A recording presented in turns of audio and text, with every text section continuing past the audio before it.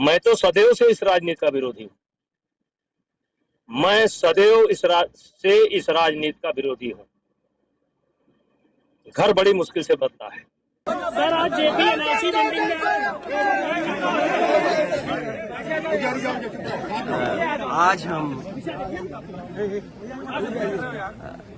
जैसे पहले कार्यक्रम समाजवादी लोग करते रहे हैं, उसी तरीके से आज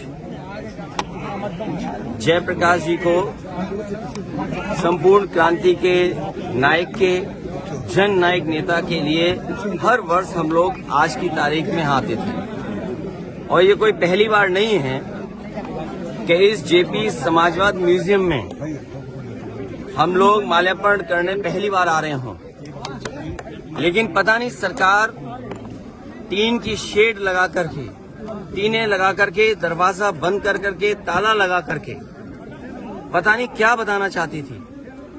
ये वही जेपी हैं जिन्होंने संपूर्ण क्रांति का नारा दिया था, और वो इसलिए दिया था कि उन परिस्थितियों में उस समय पर चरम सीमा पर महंगाई थी, चरम सीमा पर बेरोजगारी थी, चरम सीमा पर भ्रष्टाचार था, और न जाने कितना उनके साथ देश के समाजवादी नेताओं को जेल जाना पड़ा, इमरजेंसी लगी।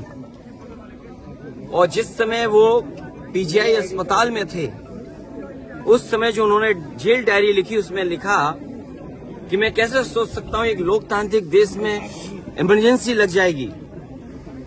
उसमें न जाने कितने लोगों को जेल भेजा गया, कई लोग कई वर्षों रहे, और उस पीड़ा को, उस तकलीफ और परेशानी को जीवन भर नहीं भूल पाए। लेकिन जो नारा दिया था संपूर्ण क्रांति का, जो जगाने का काम किया था, उसने परिवर्तन लाने का काम हुआ, और किया जनता ने। जनता की शक्ति के सामने सरकार की शक्ति का कुछ असर नहीं है। मुझे दुख इस बात का है कि पुलिस लगा करके यहाँ रोक रहे हैं, अधिकारी इस बात के लिए तैयार नहीं है कि किससे पूछें। तो कम से कम ये देश की और प्रदेश की जनता जाने और लोग जाने आखिरकार कौन रोक रहा है, कौन रोक रहा था।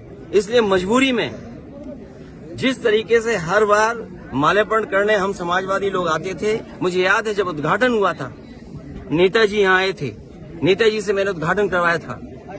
एकमात्र देश में समाजवादी नेता के लिए एक ऐसा म्यूजियम बना जिसमें उसके जीवन के बारे में लोग प्रेरणा ले सकते हैं। जो आंदोलन उन्होंने चलाए थाली बजा करके, वो उससे प्रेरणा ले सकते हैं कि सरकार के खिलाफ और लोकतंत्र में कैसे आवाज उठाई जा सकती है।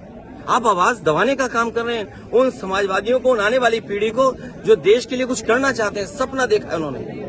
ये वही म्यूजियम है जो पूरे उनके जीवन के बारे में बताता है, उसको बंद कर रहे हैं। अपनी कौन सी नाकामी छिपा रहे हैं, अपनी कौन सी ऐसी चीज छिपा रहे हैं जिससे जनता को नहीं आने देते। न केवल ये म्यूजियम, जो पीछे बड़ी इमारत है, बड़ी बिल्डिंग है, जो कभी नेताजी ने, जॉर्ज फर्नांडिस ने और उस समय के समाजवादी लोगों ने इसका शिलान्यास किया था। एक सरकार आई जिसने काम नहीं होने दिया, उसके बाद समाजवादी सरकार ने, पिछली सरकार ने इसको शुरू किया। और न केवल भारत में, बल्कि अगर ये बिल्डिंग बनकर के तैयार हो जाती तो दुनिया में एक पहचान बनती इस बिल्डिंग की कि हाँ, जेपी के नाम पर, जिसने इतने बड़े देश के लोकतंत्र को बचाने का काम किया, लोगों को जागरूक किया और एक आवाज दी उन्होंने।